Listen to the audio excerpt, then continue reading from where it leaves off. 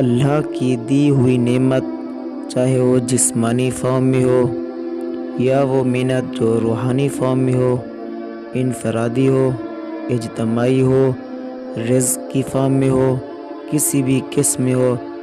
اللہ تعالیٰ نے قرآن میں فرمایا ہے وَإِن تَعُدُّوا نِعْمَةَ اللَّهِ لَا تُحْصُوهَا،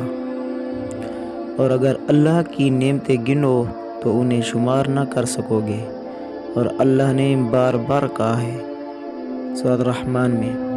فَبِأَيِّ آلَاءِ رَبِّكُمَا تُكَذِّبَانِ، تم رب کی کون کون سی نعمت کو جھٹلاؤ گے؟ تو اللہ تعالیٰ نے ہر انسان کو نعمتوں کے انبار سے گھیرا ہوا ہے، ڈھانپا ہوا ہے۔ اللہ تعالیٰ نے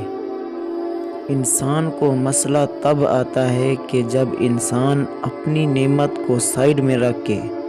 اپنے اوپر جو انعام ہے اللہ کا اس کو سائیڈ میں رکھ کے دوسروں کی نعمت پر نظر رکھتا ہے۔ اس میں ایک سبجیکٹ آتا ہے، ایک یہ ہے کہ اس سے ذیل ہو جائے مجھے مل جائے، اس سے ذیل ہو جائے مجھے ملے نہ ملے مگر اس سے ذیل ہو جائے۔ دوسرا سبجیکٹ یہ ہے کہ